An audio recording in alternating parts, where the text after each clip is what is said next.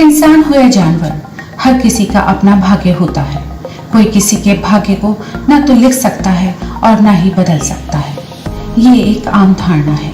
लेकिन अगर आप नौकरशाह हैं, सरकारी कर्मचारी या अधिकारी हैं, तो आप किसी के भी भाग्य विधाता हो सकते हैं। इसी भाग्य विधाता ने यूं तो बहुत जिंदगियां तबाह की होंगी, लेकिन एक बड़ी मेजॉरिटी देश के किसान को अभागा बना दिया।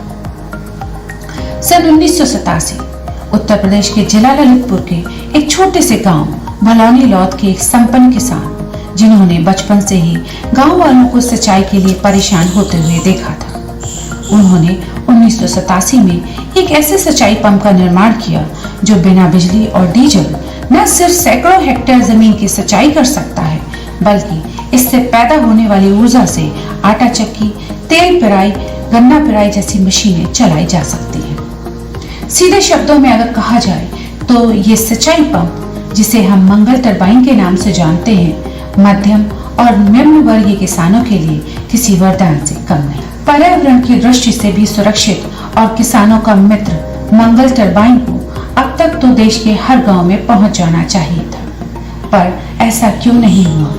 ऐसा क्या हुआ कि एक किसान आविष्कारक 33 सालों से उपेक्षित है, अपने साथ हुए अन्याय के खिलाफ लड़ रहा है? मंगल सिंह, जो कि एक किसान है, वैज्ञानिक है और सबसे बड़ी बात एंटी करप्शन एक्टिविस्ट है। उनकी ईमानदारी, करप्शन के साथ समझौता न करना, बस उनका यही एटीट्यूड सजा का कारण बन गया। सन 1987 में जब पहली बार मंगल टरबाइन को लोगों ने देखा, उसकी कार्य क्षमता से लोगों में खुशी की लहर दौड़ गई। जंगल में आग की तरह पूरे क्षेत्र में मंगल टरबाइन के चर्चे होने लगे। दूर दूर से लोग देखने आने लगे। किसानों का समूह टरबाइन के इंस्टॉलेशन में रुचि लेने लगा। अब मंगल टरबाइन आम से खास हो चुका था, लेकिन सरकार और सरकारी संगठनों को आवाज कहां सुनाई देनी थी। सन 1990 में डीडी न्यूज पर गीतम मिश्र की रिपोर्ट आने के बाद सरकार की नींद टूटी तो कपार्ट ने 1990 में ही एक डेमो टेस्टिंग के बाद 6,400 रुपए मात्र मंगल सिंह को टरबाइन की मार्केटिंग के लिए दी, जिसकी संसद में काफी निंदा हुई, क्योंकि इतने रुपयों में तो सेक्शन पाइप की फुटबॉल भी नहीं खरीदी जा सकती थी, तो मार्केटिंग कैसे पॉसिबल थी? दूसरी ओर कुछ गैर सरकारी संगठनों ने मंगल टरबाइन को अपनी उपलब्धि बताने की कोशिश की, तो वहीं सरकारी संगठनों में बैठे अधिकारियों ने कमीशन फिक्स करने की बात की, जो मंगल सिंह को मंजूर नहीं थी। उन्होंने किसी भी तरह का कमीशन देने से इनकार किया, तो सजा के तौर पर 1997 में कपार्ट ने उन्हें ब्लैकलिस्टेड करते हुए ये कह दिया कि मंगल सिंह ने 1990 से 97 तक कुछ भी नहीं किया, जबकि मंगल सिंह बिना सरकारी सहायता के भी अपना काम करते रहे थे। यहाँ उनकी किस्मत इसलिए अच्छी थी कि वो एक संपन्न परिवार का हिस्सा थे, साथ ही थोड़ी बहुत उधारियां लेकर अपना काम करते रहे। उन्होंने खुद की लागत से सजनम नदी की 6 साइट्स पर 6 टरबाइन इंस्टॉल किए और ललितपुर की फरारी नर्सरी में एक मंगल टरबाइन लगाया, जिसने 20 सालों में लगभग 1 करोड़ रुपए का डीजल बचाया। इतना ही नहीं, ICAR के सीनियर साइंटिस्ट ने मंगल टरबाइन की टेस्टिंग कर 1988 में फिजिबिलिटी और इवोल्यूशन रिपोर्ट बनाई और 1990 से 97 तक उन्होंने जहां जहां भी टरबाइन इंस्टॉल किए, मौजूदा पिक्चर्स उनके हर काम की गवाही देती है। मंगल सिंह की काबिलियत को देखकर अमेरिका ने 1991 में उन्हें फेलोशिप दी और वहीं अफ्रीका, इटली, रोम और कनाडा जैसे देशों से लोगों ने उनके काम को देखा और सराहा, लेकिन उनका अपना देश उनके साथ न्याय नहीं कर सका। 1997 में ही झांसी कमिश्नर ने प्रोत्साहन के तौर पर 3,55,000 रुपए मंगल सिंह को 2 यूनिट टरबाइन लगाने के लिए दिए, लेकिन गिद्ध नजर से मंगल सिंह बच नहीं पाए। 3,55,000 का बंटवारा न होने पर डीएम झांसी अनिल कुमार और डीएम ललितपुर मनोज कुमार सिंह ने मंगल सिंह के खाते सीज करवा दिए, जो आज तक सीज हैं। उन्हें किसानों को मिलने वाली सरकारी सुविधाओं से वंचित कर दिया गया और सरकारी कर्जदार बताकर पासपोर्ट की सुविधा भी छीन ली। प्रताड़ना का ये सिलसिला अभी थमना नहीं था, क्योंकि मंगल सिंह ने आईएएस मनोज कुमार की साजिश पर से पर्दा जो हटा दिया था।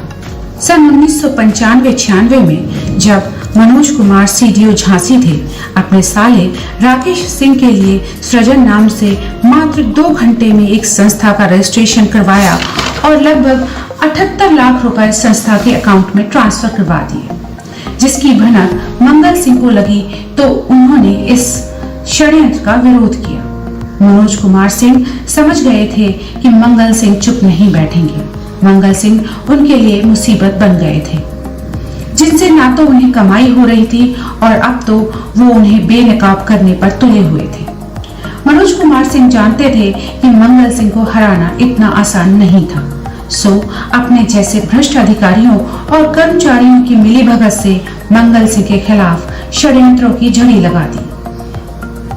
बैंक खाते सीज करवाने के बाद पैतृक जमीन के बंटवारे में धोखाधड़ी से लेकर तहसील से दस्तावेज तक गायब करवा दिए।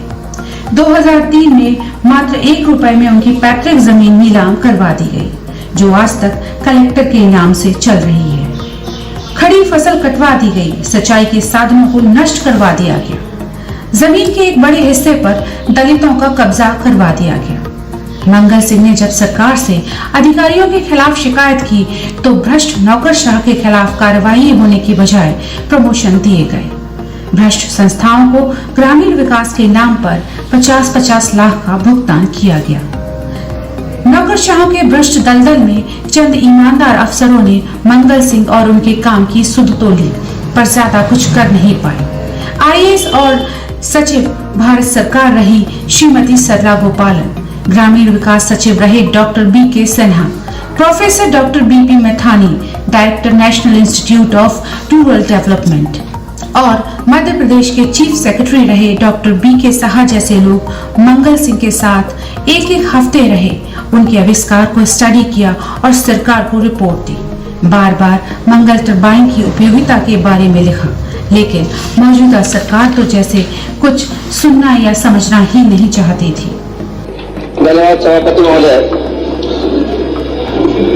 देश में 25-30 वर्ष पूर्व एक कृषक और आविष्कारक के द्वारा बिना डीजल और बिना पानी के पानी लिफ्ट कर किसानों के खेतों की सिंचाई करने के लिए एक स्वदेशी वाटर पंप टरबाइन का आविष्कार किया गया है, जो सैकड़ों हेक्टेयर भूमि में सिंचाई करने की क्षमता रखती है और जो विश्व का एक अनूठा यंत्र है। इस यंत्र का नाम मंगल टरबाइन है। इस यंत्र को पेटेंट प्राप्त है एवं Limca book of world record में भी दर्ज है। ICAR ने इसे यथायोग्य तकनीकी और IIT ने इसे नोबेल इरिगेशन सिस्टम बताया। तत्पश्चात इस यंत्र को कपाट के द्वारा संचालित किया गया, परंतु कपाट द्वारा मशीन संचालन के लिए बकाया राशि का भुगतान नहीं किया गया। तत्पश्चात इस प्रयोजन डॉक्टर मैथानी कमेटी का गठन किया गया और उक्त कमेटी की रिपोर्ट समर्पित करने के बाद भी आविष्कारक को बकाया राशि का भुगतान और न्याय प्रदान नहीं किया गया। आश्चर्य है कि मंगल टरबाइन के संबंध में मध्य प्रदेश सरकार के पाठ्यक्रम में बच्चों को शिक्षा दी जा रही है। राज्य के मुख्य सचिव और तकनीकी विशेषज्ञों के द्वारा इस स्वदेशी आविष्कार को अत्यधिक लाभप्रद बताया गया है, परंतु आविष्कारक सड़क पर भटक रहे हैं। सदन के माध्यम से मैं सरकार से आग्रह करना चाहूंगा कि मंगल टरबाइन के आविष्कारक को समुचित सहयोग प्रदान किया जाए ताकि इस स्वदेशी तकनीक का विकास हो और बकाया राशि का भुगतान किया जा सके। धन्यवाद। मंगल सिंह जी का मुझे जो परिचय आया, मैं जर्मनी में कॉन्फ्रेंस में गया था तो वहां मुझे किसी ने पूछा कि आप मंगल सिंह को जानते हो? मैंने कहा मैं तो नहीं जानता। कहा उन्होंने ऐसे ऐसे काम किया है और आप देश के लोग उनको नहीं जानते। मैंने कहा अच्छा, तो उन्होंने मुझे इनका परिचय बताया। फिर मैं जिनेवा में गया, अपनी सरकार थी जो उस वक्त WTO में एग्रीमेंट ऑन एग्रीकल्चर के ऊपर बोलने थे, तब भी मंगल सिंह को लोग वहां जानते थे। 33 देशों के लोग वहां थे तो वो भी उसको जानते थे। जब मैं दिल्ली आया तो ICR में डायरेक्टर रहे हैं रमेश दत्त शर्मा। मैंने उनको कहा कि मंगल सिंह ने काम किया, ये मेरे पास एड्रेस है। बोले वो मेरा मित्र है, बहुत अच्छी तरह मैं जानता हूं और इनके गांव में वो गए थे। और तमाम दूरदर्शन के साथियों को भी ले गए थे। जब सलमा सुल्तान सिंह ने ऐसे ऐसे काम किया है तो हम लोगों को चल के देखना चाहिए। जैसे भूपेंद्र जी से बात हुई मेरी। जिस देश में कभी जय जवान जय किसान का नारा गूंजा हो, वो देश किसान को भूल गया था। मंगल सिंह की गलती क्या थी? ईमानदार थे, करप्शन का हिस्सा नहीं बन सके। ना तो केंद्र सरकार ने उनकी सुध ली और ना ही राज्य सरकार ने। योगी सरकार ने अपराधी मन्नू कोरी को राज्य मंत्री तक बना दिया। मन्नू कोरी, जिसने मंगल सिंह की जमीन हड़प कर सारे नियम कायदों को ताक पर रखते हुए अपनी बहू स्मिता पंत के नाम पर पेट्रोल पंप लगा लिया। ऐसा नहीं था कि मीडिया चुप थी। गूगल पर मंगल टरबाइन टाइप करते ही ढेरों आर्टिकल्स और इंटरव्यूज खुल जाते हैं। भरत डोगरा, अपेक्षिता वात्सल्य जैसे जर्नलिस्ट ने एक बार नहीं कई बार मंगल टरबाइन के बारे में लिखा, जो साफ तौर पर मंगल सिंह के साथ हुए अन्याय की कहानी कहते हैं और बताते हैं कि किस तरह खुद को सक्षम कहने वाली किसानों की हितैषी सरकार किसानों को धोखा दे रही है। डीजल के बढ़ते दाम, बिजली की समस्या और मौसम की मार खाते किसान को मंगल टरबाइन जैसे आविष्कार से उपेक्षित रखना क्या किसानों के साथ धोखा नहीं है? क्या सरकार का गैर जिम्मेदाराना रवैया ग्रामीण प्रतिभाओं को हतोत्साहित नहीं करता? ये कैसा प्रजातंत्र है जहां प्रजा राजा चुनती है, उस पर भरोसा करती है और राजा उसी प्रजा पर ऐसे पहरेदार बिठा देता है जो तानाशाह बनकर उनके भाग्य लिखते हैं। 33 सालों से इन तानाशाहों से लड़ रहे मंगल सिंह ने आज तक हार नहीं मानी। आज भी इस उम्मीद में है कि न्याय होगा।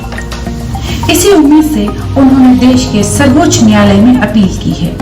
अब सिर्फ मंगल सिंह ही नहीं, देश के किसान की भी नजर सर्वोच्च न्यायालय पर टिकी है कि अगर अब न्याय कहीं हो सकता है तो वो यही चौखट है।